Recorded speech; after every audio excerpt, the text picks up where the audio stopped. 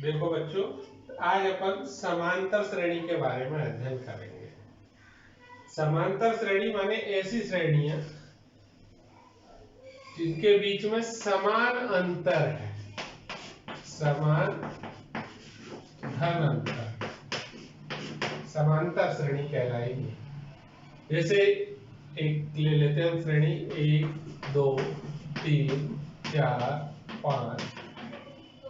इसमें अगर अगली टर्म में से पिछली टर्म को माइनस किया जाए या अगले पद में से पिछले पद को अगर हम माइनस करें तो इनके बीच में अंतर समान आता है।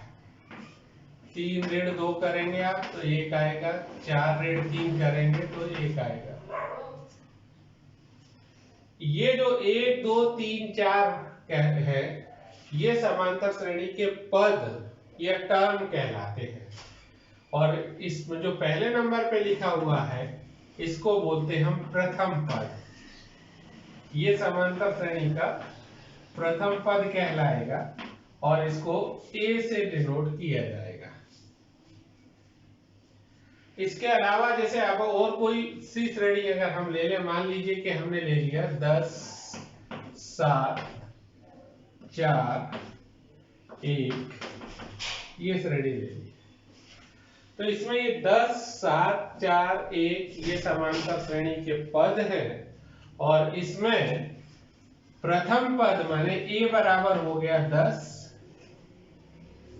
अब पहले तो अपन चेक करते कि ये वास्तव में समांतर श्रेणी है या नहीं है। तो समांतर श्रेणी चेक करने के लिए अपन क्या करते हैं, अगले पद में से पिछला पद जो है वो माइनस कीजिए आप। जैसे हमने कहा 7 ऋण 10 तो बराबर आ गया ऋण 3, या 4 ऋण 7 तो भी आ गया ऋण 3 और 1 ऋण 4 बराबर आ गया ऋण 3। यानी ये देखिए इनमें सभी में समान अंतर आ रहा है, इसलिए ये भी एक समांतर श्रेणी हुई और इसका प्रथम पद a हो गया। और ये जो समान अंतर आता है इसको हिंदी में बोलते हैं अपन सार्वंतर। हिंदी में बोलते हैं इनको हम सार्वंतर, इंग्लिश में बोलते हैं कॉमन डिफरेंस और इसको D से हम डिनोट करते हैं। इसको हम जनरली D से डिनोट करते हैं। तो अब हमारे पास हमको पता चल गया कि समांतर श्रेणी का प्रथम पद A है, सार्वंतर D है। अब जितनी अगर ये मान लीजिए कि अनंत तक जा रही है श्रेणी तो ये अपरिमेय समांतर श्रेणी होगी, और अगर ये एक निश्चित संख्या तक जा रही है, सपोज कीजिए कि हमारे पास में एक श्रेणी है और वो इस टाइप से है कि 3 5 7 9 11 से लेके 49 तक ये एक श्रेणी है। देखिए तो इसमें ये समांतर श्रेणी का प्रथम पद जो होगा, ये प्रथम पद a बराबर 3 कहलाएगा। इसमें द्वितीय पद में से प्रथम पद को या तृतीय पद में से द्वितीय पद को या चतुर्थ पद में से तृतीय पद को जब हम माइनस करते हैं, घटाते हैं, तो इसके बाद जो बचेगा वो सार्वंतर कहलाएगा। जैसे हमने 5 में से 3 को घटाया तो हमारे पास बचा 2, ये कहलाएगा इसका सार्वंतर। अब इसमें देखिए लास्ट में लिखा हुआ है 49, तो ये 49 जो है ये इस श्रेणी का अंतिम पद है। इस श्रेणी का अंतिम पद जो हो गया इसको हम 49 लिखेंगे। इसी को nवां पद भी कह सकते हैं, इसी को इस श्रेणी का हम nवां पद भी बोल सकते हैं। यानी अगर हम कोई भी श्रेणी समांतर श्रेणी प्राप्त कर रहे हैं तो वो इस टाइप से हो रही है कि जैसे हमने प्रथम पद 3 है और इसमें सार्वंतर 2 प्लस कर दिया, मैंने 3 धन 2 कर दिया तो 5 आ जाएगा, फिर 5 में 2 प्लस कर दो तो 7 आ जाएगा, फिर 7 में 2 प्लस कर दो तो 9 आ जाएगा, 9 में 2 प्लस कर दो तो 11 आ जाएगा। इस तरीके से अगर हम आगे बढ़ते जाए, माने जो कॉमन डिफरेंस है, सार्वंतर है, वो अगर हम उसमें जोड़ते चले जाएं तो उस श्रेणी का अगला पद हमको प्राप्त होता चला जाता है। तो समांतर श्रेणी में प्रथम पद हो गया, सार्वंतर हो गया, अंतिम पद हो गया, और अगर श्रेणी के पदों की संख्या निश्चित है तो पदों की संख्या को हम n द्वारा प्रदर्शित करते हैं। तो जो अंतिम पद है उसी को हम nवां पद भी कह सकते हैं। अब देखिए, अगर मान लीजिए किसी समांतर श्रेणी का कोई समांतर श्रेणी हमारे पास में इस प्रकार से है कि उसका पहला पद a है, किसी समांतर श्रेणी का प्रथम पद जो है, प्रथम पद a है और सार्वंतर d है।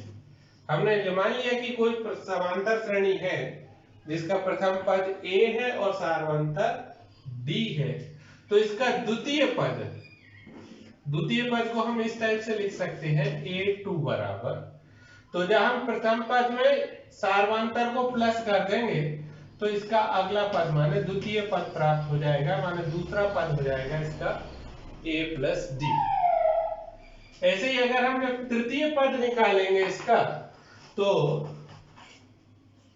a3 बराबर ये हो जाएगा द्वितीय पद में जब अगला ad प्लस कर देंगे हम, तो तृतीय पद निकल आएगा यानी a प्लस 2d।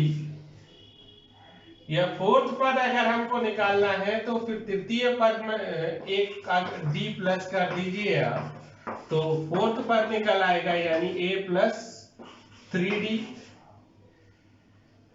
फिफ्थ पद निकालना है तो जो आपका फोर्थ है उसमें प्लस कर दीजिए d,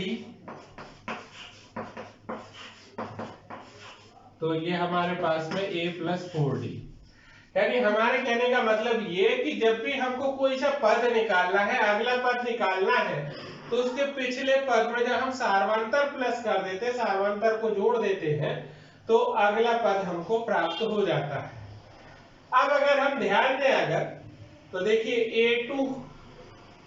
a2 यानी a प्लस d, इसको हम ऐसे भी लिख सकते थे, इसको हम लिख सकते थे a plus 2 minus 1 into D, दो में से एक घटाइए ये आ जाएगा। a3 यानी a3 आया हमारे पास में a प्लस 2d, यानी इसको हम ऐसे भी लिख सकते हैं a3 माइनस 1 इंटू डी। ऐसे चतुर्थ पद को लिख सकते हैं हम a plus 4 minus 1 into D. ऐसे पांचवें पद को लिख सकते हैं a plus 5 minus 1 into D. तो इस तरीके से अगर हम आगे बढ़ते चले जाएं तो जो nवां पद होगा, nवां पद an बराबर a plus n minus 1 into D, ये एक हमारे पास में एक फॉर्मूला मिल जाएगा इसका। अगर हमें किसी समांतर श्रेणी के n पद दिए हुए हैं और उसमें nवां पद निकालना है, तो a equal to a plus n minus 1 into d, इस फॉर्मूले का हम प्रयोग कर सकते हैं। अब इस पर आधारित देखिए, अगर कुछ सवाल अगर हम करना चाहें तो हमारे इसमें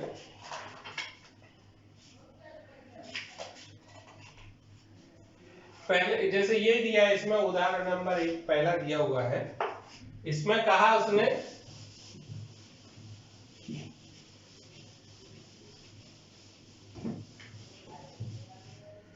इसके अंतर्गत उसने कहा कि यदि कोई समांतर श्रेणी है जिसमें के पद 3/2, 1/2, ऋण 1/2, ऋण 3/2 और इस तरीके से आगे तक चले जा रहे हैं, तो इस श्रेणी का प्रथम पद और सार्वंतर ज्ञात कीजिए।